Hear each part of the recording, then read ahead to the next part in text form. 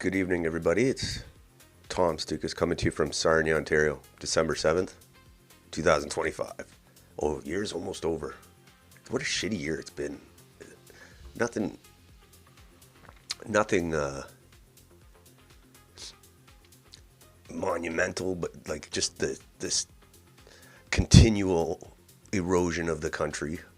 Nothing really got better. We got rid of Trudeau, big deal. Things are just as bad with Mark Carney. Just he's not as goofy as Trudeau, I guess. That's it.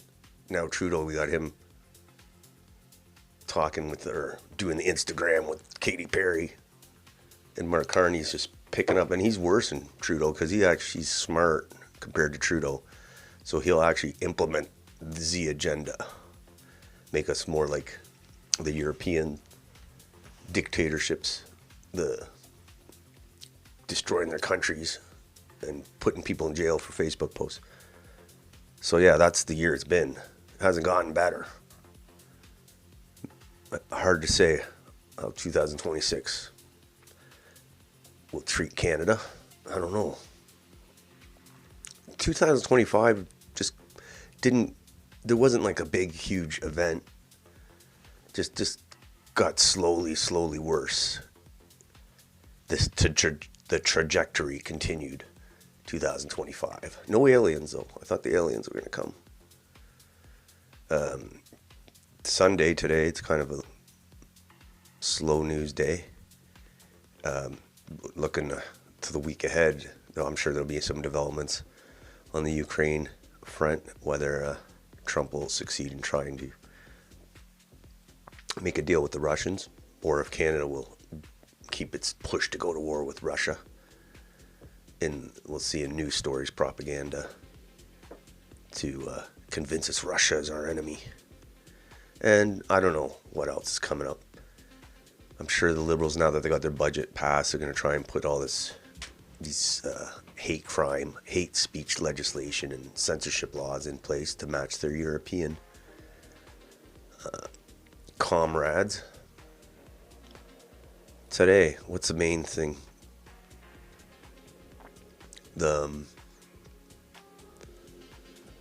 The two topics today I got the most response was Sankofa Square. Lots of weird stuff happening there. A woman she was working at a TTC station that's right underneath Sankofa Square. Dundas Square, whatever. It's really what it's called. And she stabbed. She got an argument with a dude there who was trying to, I don't know, evade the fare, and they ended up fighting, and she stabbed him, and then he came back and stabbed her. And then I got another video of Sankova Square, this Sri Lankan weirdo who does his videos of shooting women and shooting like photographing women and acting like a creep. He was out on Sankofa Square, so it kind of fits my commentary on Sankofa Square. It's like, before it used to be Dundas Square, it was like kind of like Times Square in New York. And, tourists went, families went, like when people from Ontario who didn't live in Toronto would go to Toronto, they'd go to Dundas Square, go to the Eaton Centre, whatever. And now that Toronto has devolved into a third world city, you can't really do that anymore. You're going to get stabbed in the subway station, or you're going to run into Sri Lankan weirdos trying to videotape you and molest you, or you get run over by an Uber Eats driver on a scooter.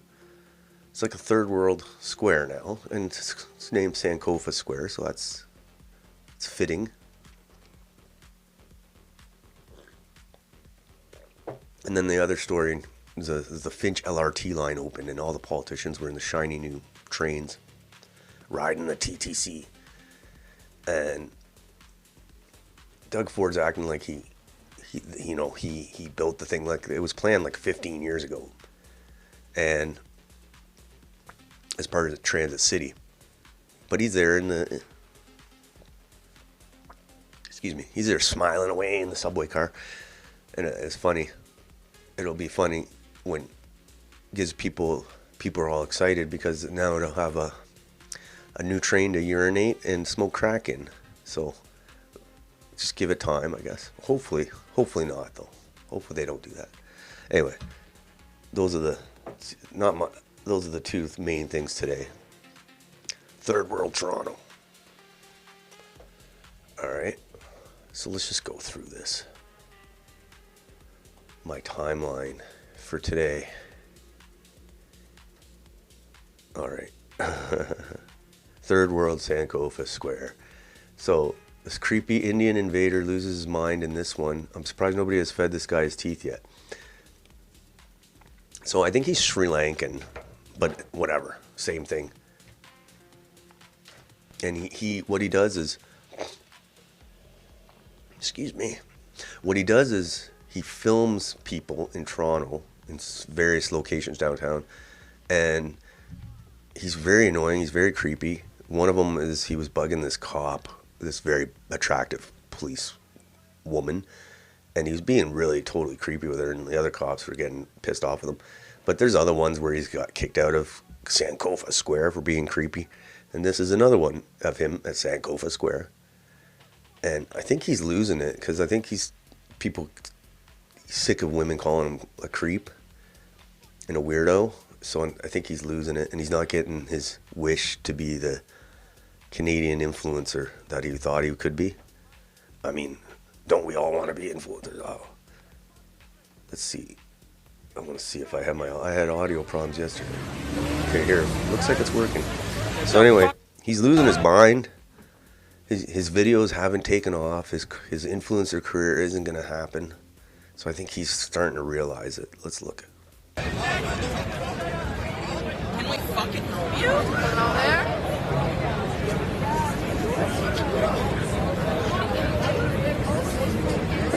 Dude, what the fuck?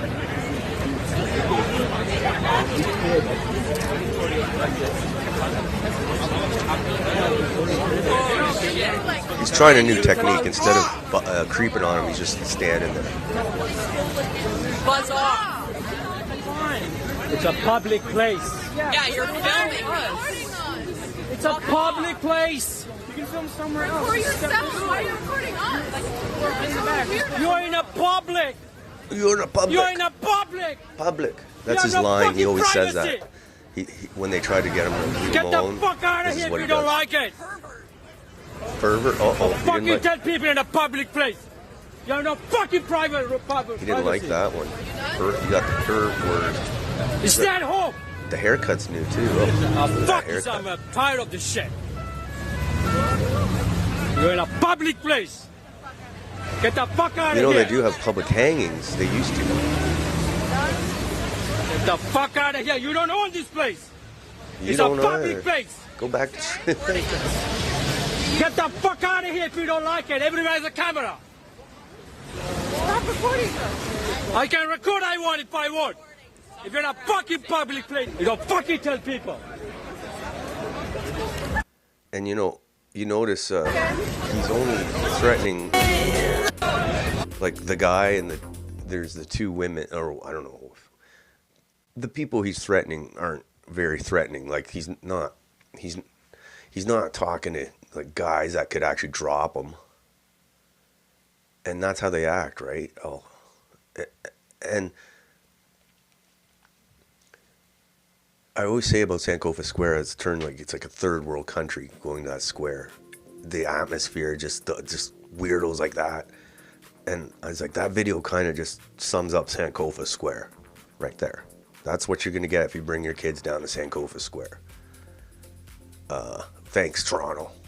I can't even bring my kids to Toronto for a trip without having them, who knows what'll happen to them.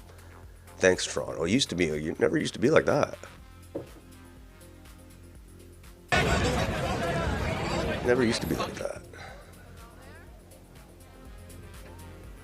All right, next clip. But yeah, that guy, I think he's realized his influencer career is not going to happen. And he's probably going to get punched out one of these days. Like, if there was guys there that were looking to expend some energy, Yeah, they would have done that. He's lucky. That's Dundas Square, or Sankofa Square. It's starting to fit the name. They see the name, they say, oh, we gotta act like savages. All right. Greg Wycliffe, the Liberal MP who oversaw the mass importation of foreigners speaking foreign languages, is going to protect Canadian identity, by the way. So this week he was sworn in as Minister of Canadian Identity and Culture, a minister responsible for official languages. Mark Miller, yes. What he's going to make the Hindi the official language. Thank you, Mark Carney, for your trust at a time when protecting the culture and languages at the heart of our Canadian identity is so very important. Yeah, look at this guy. I don't think he's gonna save anything, this guy. Look at this guy. Looks like the devil. Trudeau's buddy too, of course. This guy destroyed immigration. He was immigration minister. And he's going to do the same with us. He's going to implement these censorship laws and all that. We'll see. We'll see how far he gets. We've got our eye on you, Mark Miller. Next. This is a recurring theme I talk about, is young offenders. We have the Youth Criminal Justice Act, and I think that's what it's called, in Canada. So basically, kids, they get into a little trouble, their lives don't get ruined over the little trouble.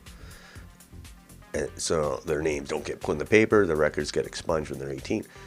And that was in a different era, like for like kids that did something, kids do stupid things. Stealing comic books or whatever. But they're taking advantage of the leniency and the coddling of young criminals in Canada. Because like every day now you see serious crimes committed by so-called young offenders. I don't call them young offenders. I call them young punks. Every day there's something. They're doing carjackings, murders. The murders are the worst. I think of two off the top of my head. Vicious murders of elderly people by young offenders. Home invasions, carjackings, jewelry store robberies, swarmings, whatever. And I think, they know the law. They see it on TikTok and whatever, like that they can get away with it, whatever they want in Canada, literally. Even if they get caught, they're basically coddled through the system, let out on bail. Like a lot of young offenders been reported like that they were already out on bail when they were committing another event. So yeah, we need to change that in Canada. Stop coddling these young thugs, because they're criminal gangs too. They're using these youngsters to commit crimes because they know they won't get as much face as many consequences. Let's read this. I want to read this. 4 teens. Is there a story?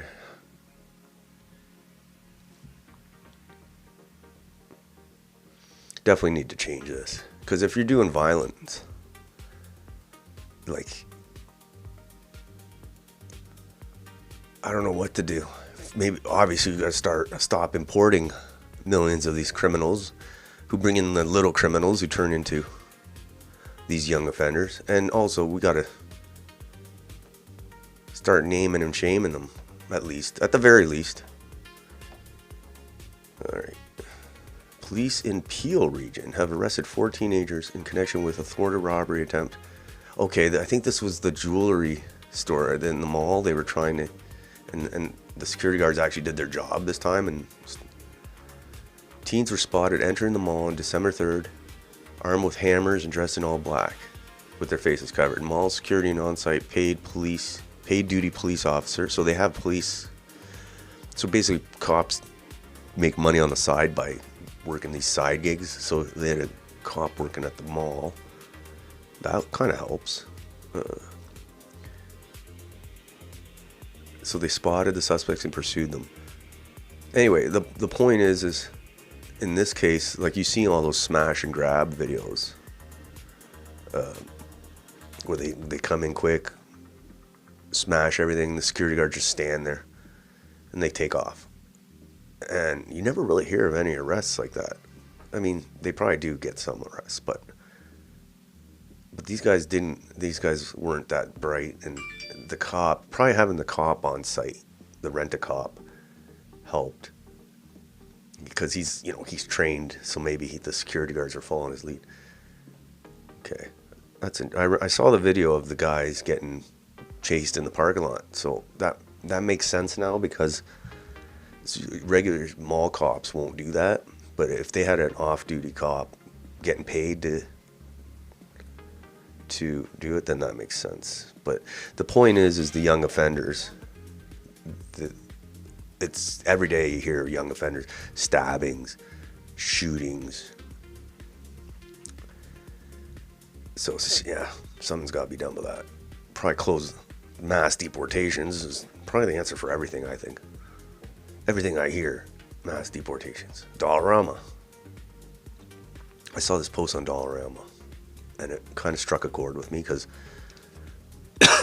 I had an incident in Dollarama with my daughter and some Indian dudes trying to, whatever, I don't want to get into it, but it's Dollarama. This post from Jasmine Lane. It says, today I learned that Dollarama down the street from me gets robbed multiple times a week. They say after 7 p.m. it gets really dangerous. Dollarama. 3 weeks ago, several employees were pepper sprayed. Last year, a security guard was stabbed. I don't think our Dollarama in Sarnia is as bad, but it's sketchy, and I don't know, maybe the crackheads rob it for like the toiletries, or I don't know, can they resell stuff in the dollar store? But it's sketchy in Sarnia at the dollar store. Like, I can't even bring my kids there now. Dollarama. They got the security guard in there. It's just, you could feel the sketchiness. I don't know why Dollarama attracts that. You'd think they would go somewhere where, valuable stuff. All right. So yeah, Dollarama. Not all of them though, but there's some sketchy ones. I was looking at this book. I'm reading this book today on the Great Depression. Very interesting book. It really talks a lot about Canada in the 30s, warts and all. It wasn't perfect, the country. It was a country in process, or in progress, work in progress. And I noticed a story on a section on Sarnia, where I live. I guess Sarnia had the first ever sit-down strike in Canada. They staged the first sit-down strike in Canada in Sarnia, Ontario. I didn't know that. And the conditions at the Holmes Foundry, which is that plant in Sarnia, were horrible. And a lot of them, people working there, were immigrants from like Eastern Europe or Finland or whatever. And they were trying to do a union. And it says here, a mob of infuriated Sarnia citizens, only a few of whom were plant workers, descended upon the foundry wielding crowbars, baseball bats, and steel pipes against the foreigners. This has happened in Sarnia. It's hilarious. The police refused to interfere while heads and limbs were broken. No member of the mob was charged, but the strikers were arrested and convicted of trespassing. So this is in 1937. First sit-down strike in Canada, in Sarnia, Ontario. But because they thought they were calling them commies and the strikers, and back then it was like after what happened in Russia, there's all this really anti-communist stuff in Canada. It's interesting.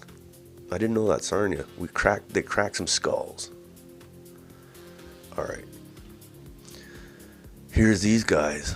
These are the Indian guys that are protesting in Queen's Park.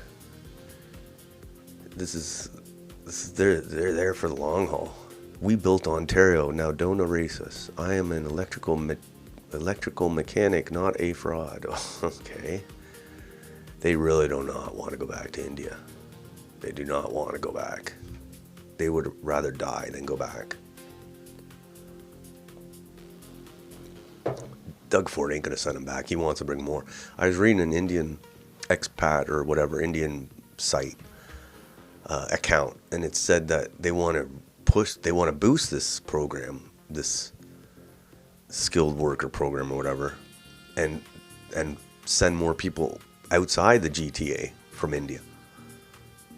So, but yeah, they got their winter coats on. They ain't going nowhere. I got some video of them too. So basically, there's like 2,700 work permits, and they work towards permanent residence. So they're here to stay. They ain't here to work for a little bit. And a lot of the program, there was fraud, and they basically canceled the visas. I think that's the case, and now they're fighting deep to get. They don't want to get sent back to India. Doug Ford says we need them. Doug Ford says we need them. All right. That's Toronto, third world Toronto. They had similar protests in other provinces of Indians who didn't want to get deported. All right, third world Toronto. This is a Toronto police release. And so this is about the stabbing at Dundas subways. The police call it Dundas subway station, which is funny. Man and woman charged in an aggravated assault investigation. This is hilarious. This is the Toronto police press release. So it's alleged that two parties, a male customer and a female TTC employee, became engaged in a verbal altercation near the TTC fare wickets inside the subway station. The two parties assaulted each other. The TTC employee then stabbed the customer with a knife. I shouldn't laugh, but it is kind of funny. It's like, usually it's the other way around. Usually the TTC person's getting stabbed, so I guess that's good. The parties separated and the customer then returned. He returned. He should be lucky he didn't die from the initial, and he stabbed the TTC employee with a knife. Both the customer and the TTC employee were transported to the hospital. Okay. So they got both charged. Customer was arrested and charged on the date of the incident. As a result of further investigation, the TTC employee has now also been arrested and charged. That's so weird. But anyway, that's happening. That happened on November 26th. Oh, this happened a while ago, actually. Anyway. Okay, I remember this happened. So this must be just an update on it. But anyway, that happened right below Sankofa Square. So you see, there you go. You name it Sankofa Square, you get what you get.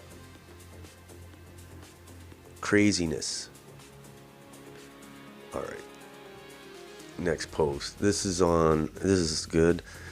Andrew Bridgen. He used to be an MP. Conservative MP, and he quit over the COVID bullshit and other stuff. He's an anti-globalist, so I like this post he put out. He said Macron, he's talking about the European leaders. Macron, Merz, Starmer, and Zelensky are meeting on Monday. They will be trying to find a way to disrupt the peace talks between the US and Russia and keep the war going in Ukraine. This means more death, destruction, corruption, and money laundering. I think all four of these gentlemen are all working for the globalist cabal, have all been penetrated by Klaus Schwab. What do you think? Yeah, we add Mark Carney to that. See, those guys are Mark Carney's buddies. That's why I thought the post was interesting. Yeah, they really want to keep that war going with Russia. They're going to try their best. The people that are destroying their country, they're destroying UK, they're destroying France, they're destroying Germany. Now they want to keep a war going with Russia. Like, it makes no sense. Makes no sense. We'll keep our eyes on that. Next. India. Ban all immigration from India before it's too late. That's my new policy. Because just seeing everything coming to Canada from India, it's not a net positive at all. It's a net negative. So instead of like thinking, okay, we should do this, we should hire more police, or we should build more jail, or we should build more houses, or we should get more doctors, foreign doctors. No, we just ban all immigration from India before it's too late. Combination of India criminal gangs and a weak Canadian justice system makes for a lethal combination. Not just the gangs and the criminals, but also the whole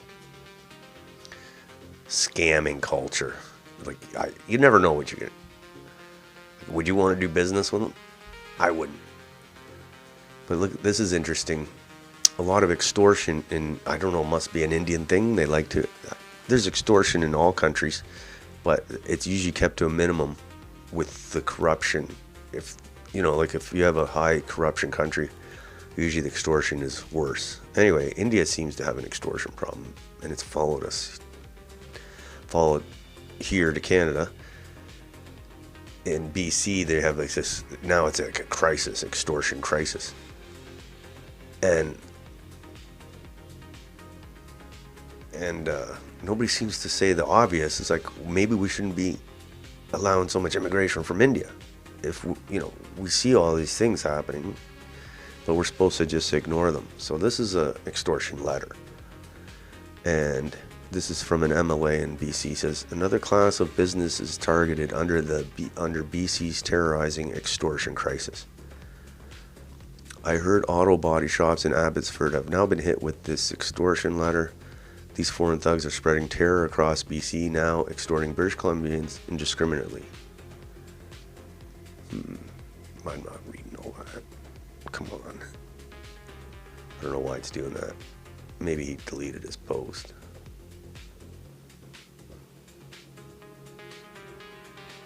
Anyway. The letter. Hello all Abbotsford auto body shops. Notice, yeah, you guys are earning really good money. We saw your yearly report. One of our ICBC employees gave us a report and we want some share for your income now. That is called extortion. I want from you only $2 million, and this is, I am not sure, big amount for you. Okay, so we get the picture. So this is what we import. And I know they had a big meeting in BC and all the politicians are there and they're going to like spend all this money to hire more RCMP. And it's like, why? Why didn't just ban the immigration? Why are we importing these criminals? If they're not doing extortion, they're doing drug trafficking, all sorts of smuggling, all sorts of nefarious things. But whatever. I think they'll just do it to themselves. They're just going to cause so much. They're just going to share their culture so much that people will demand that they leave. But hopefully, that's the optimist in me. All right, next. Here's this deport report.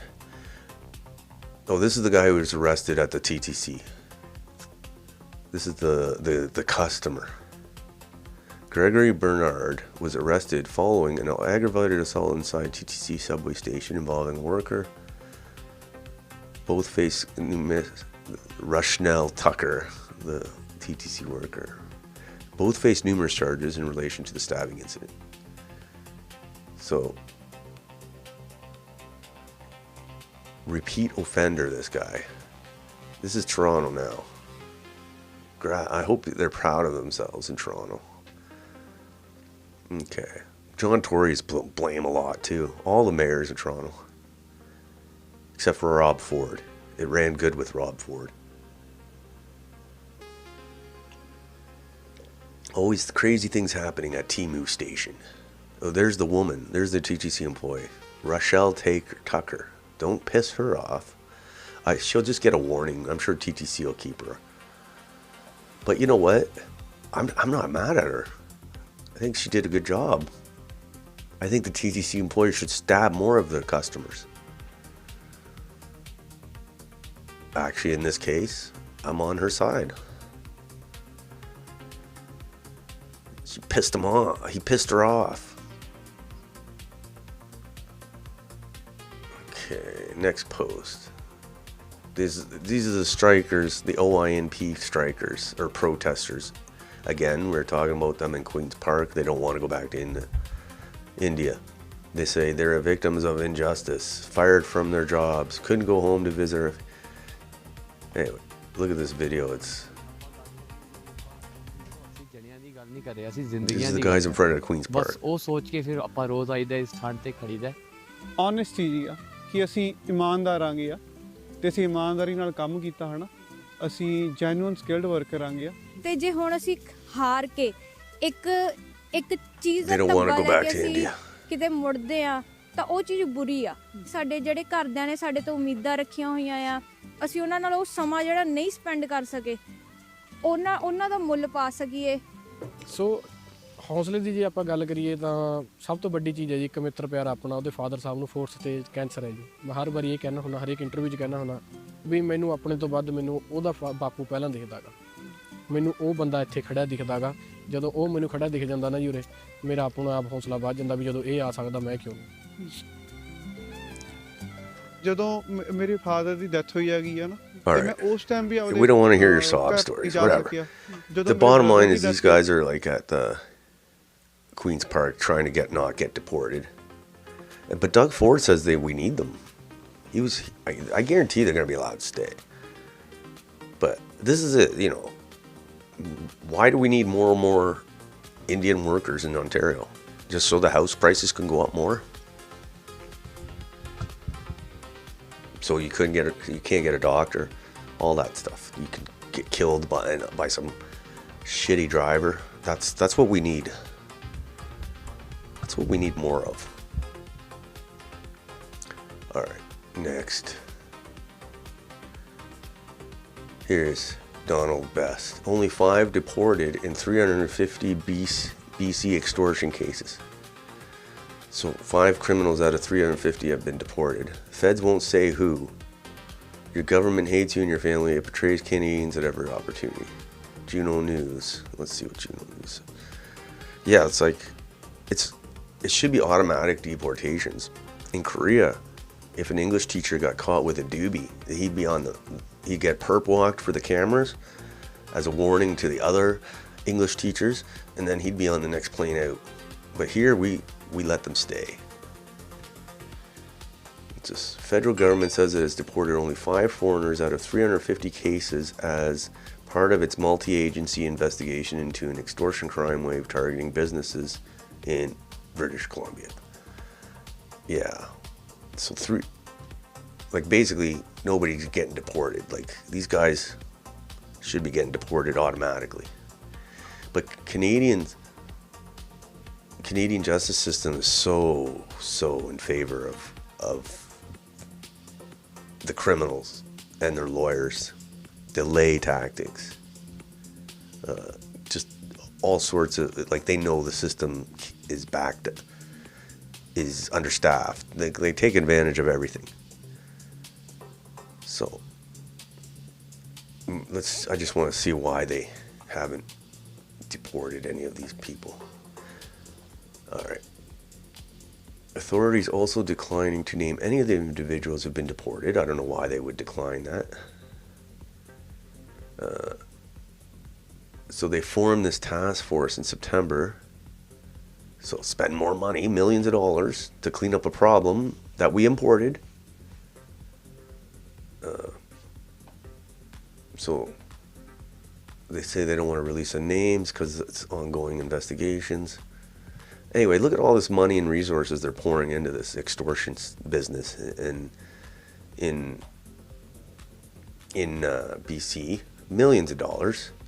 Not only the millions of dollars, but the attention,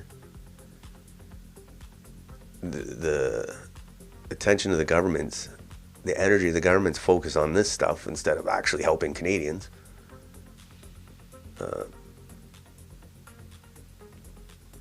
Okay. So they're investigating, but they're basically they're slow. So basically they're saying Canada sucks at deporting people. This Juno article, which yes, it's true. It's horrible. It's horrible, and this is a appropriate post here. The people who are not horrified at the current state of Canada horrify me the most. Yes, people just going about their business thinking, oh, this is totally normal. This is totally normal. Like all this stuff you see in the news, all this crime and all this different kind of crime that wasn't in this country before. But they have their heads in the sand. Heads in the sand. Those people are the most dangerous. All right. Here's Elon Musk. When far left legacy media refers to the far right, they actually mean centrists. Yes, and the liberal government refers to us as the far right too. They're going to come after us. Yes, it's true. And the right, the left there, and then the right is the conservatives, and then the far right's the rest of us. All right. I saw this post here. I was at Sport Check the other day, and I was shocked. There was like all white people working, and I was shocked. And the reason I'm shocked is because I said Canadians, but I meant it was literally all white people, which is shocking. Because I was at Best Buy the other day, like a few weeks ago, and it was like literally like the UN there. It was horrible. It was weird, and like every store basically I go to. So Sport Check was really the outlier, or one of them at least. I was shocked. It's a good store too. I actually like the stuff. But usually, you know, like I said, everywhere you go, it's like Indians, mostly Indians. And it's like, wow. But Sport Check's a well-run store. I like it. I've never had a problem there. Okay, and here again, hopefully Indian immigration issue will correct itself when their annoying behavior causes fatigue levels to rise to unsustainable heights. So here's yet another Indian video telling us what's what with our country. Lots of these kinds of videos, but they're only going to get more bolder, more nastier. The more that get here, the increase, the more that arrive will correlate with their increasing annoying behavior, because they'll think, oh, we got the numbers, who gives a shit. Let's see what he's saying. He's going to give us a history lesson on Canada. Go back to your country. Are you a real Canadian? Let me clear you one thing. Your grandparents came here from European countries, and after 200 years, you are telling me that I am immigrant. Is that fair? So, Canada is for all. If we have different skin... So they always use that argument. Oh, we're all immigrants. We're all immigrants except for the Indians, the indigenous people. They always use that argument. Yeah. That's one of their arguments. Color and we tie turban on our heads, it doesn't mean we are beneath you. If you are frustrated, find some job and earn some handsome money like we did. I know 90% of Canadians love us and appreciate what we did for Canada. My friend, don't spread hate against us. So basically you're against being overtaken. Okay. Yeah. You're an immigrant, go back to your country. So are you a real Canadian? So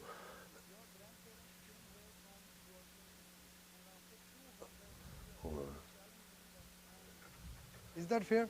Canada is for all. If we have different skin color and we tie turban on so our that's what they end it with. So basically they say we're all immigrants, so we have just as much right to Canada as you do, because we're all immigrants, okay? And then they ended up with the hate message. Like, so if you're against Canada turning into India and being overtaken politically, like political control overtaken by Indians, if you're against that, you're guilty of hate speech. That's what they're gonna set up. And I said this before, is